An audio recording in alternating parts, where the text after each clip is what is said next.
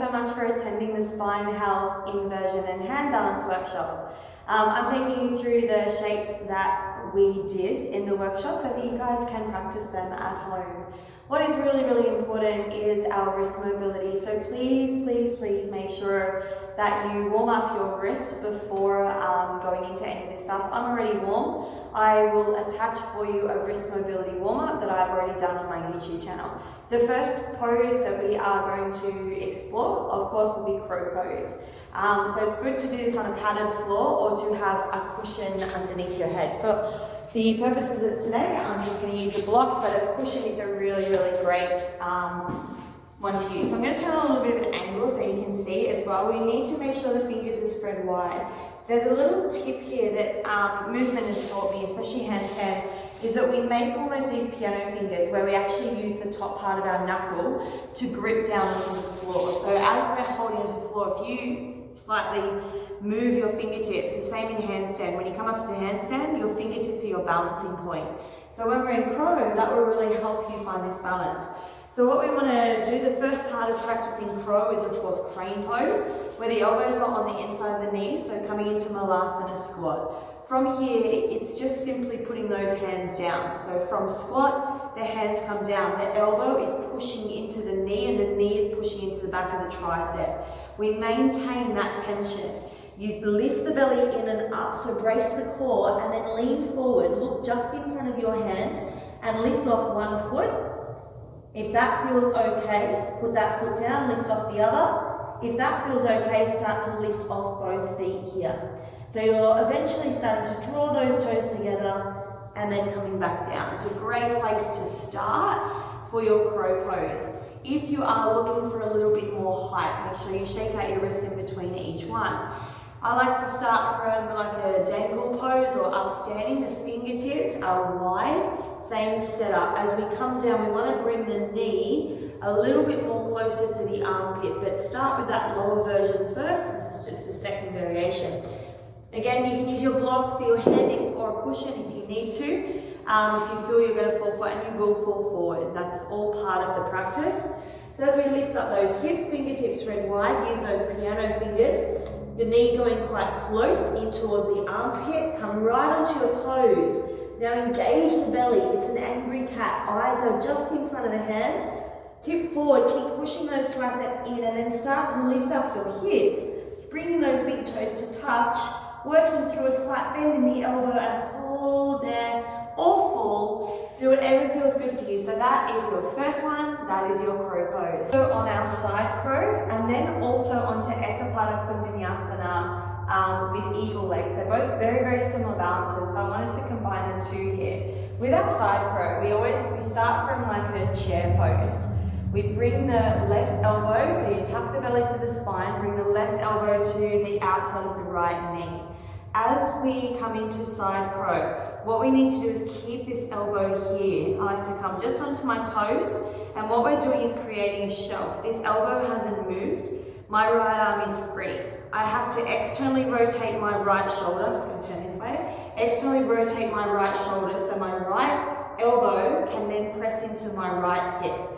So from here, I externally rotate those shoulders back. The elbows are rolling inwards. So it's like a tricep push-up. Belly pulls to spine, and I just tip myself forward so that my right knee and my left knee is stacked on top of my right, and I'm holding myself up here on a shelf on both of my elbows. That's the first place to start with crow. You can then sort of start to play with an extension of the legs, and again, face plants are more than welcome. So that is your side crow prep, which is very similar to this really quite funky, I really like this one, hand ups.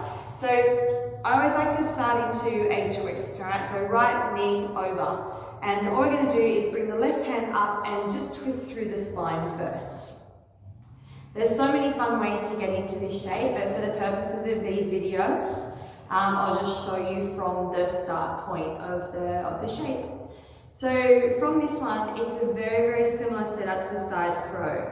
The thing is, from here though, we have to come up. So we have to actually lift ourselves up so that from here, we lift up. And again, we've got this floating arm free here.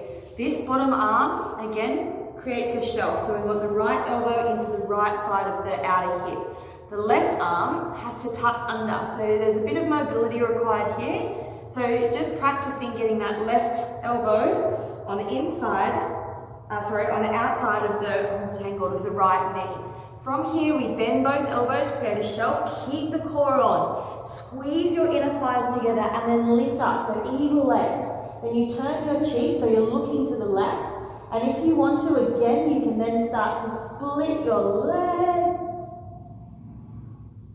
So, Eka Pada Kundinyasana 2 with eagle legs.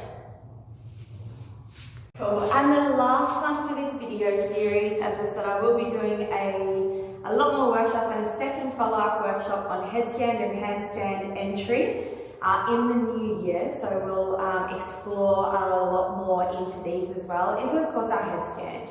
So with our headstand, I like to teach with the fingers interlaced and the hands go on top of the head.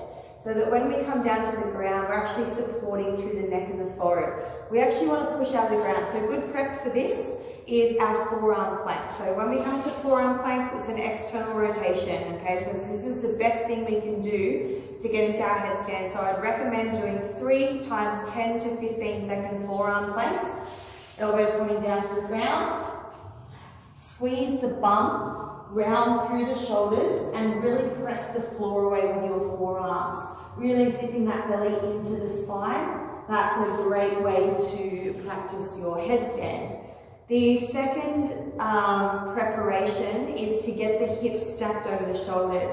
We never ever want to jump into headstand. The most dangerous thing is jumping in, because in handstand we can release a hand. So if I'm up here in a handstand and I go over, what I can do is lift up a hand and I can get myself out of there. In a headstand I can't, so if I jump into a headstand it can be very dangerous onto the neck. So what we want to try and do is get our hips stacked. So we interlace the fingers, they go right on the top of the head. The forearms will press down onto the ground. So from that space, the chin tucks in slightly, I have a nice stacked spine. I'm pushing down into my forearms, tucking the toes, and the first prep is walking those feet in, so that we get the hips stacked. So really strong into the forearms so there's no weight onto the neck here at all. And then slowly walking back out. That is the first stages into headstand, okay? I'm not going to use a wall here because it's, you can obviously visualize this against the wall. The second one is where we lift one leg, put it down and lift another. So I'll show that variation. Please do this against a wall if you need to. So what we're going to do is interlace those hands, belly to spine, push down through those forearms. The elbows are wrapping in slightly. And from here, belly to spine, lifting up. We don't want to jump into this, right? So we want to get our hips high, and then pick up one foot, and then slowly let that float. And then put that foot down, and then slowly lift up. And you'll notice that when your hips are stacked, that leg's just going to float naturally. And it's the floating sensation that we're after. Please try not to jump into headstand. I know you just want to get up there, but the most important part is the work into the core and feeling the float. So same in handstand, so enjoy the ride. The third one, once you practice that and you feel that float, still use against a wall, is of course coming up into headstand. So we go one foot and then slowly raise the other. I really recommend doing this with somebody next to you until you feel confident to do this on your own, or please use a wall. So it looks like this. Starting exactly the same as we have. Press down into those forearms, belly draws to spine. Slowly start to walk those feet in. Curl one leg in, feel that other leg float. Then from here, both legs float. So that's your start point, hips are stacked here. And then very, very slowly, extending one leg up, point the toe, squeeze the quad. And then maybe starting to follow with that second leg. Squeeze your bum, point your toes, squeeze your quads. The belly is drawing to the spine here. And then when you come out of it, slowly bend the knee and find your way down to the ground. Be patient with the ride, enjoy the journey, and be safe. Have fun, and I'll see you guys in the next workshop in 2021.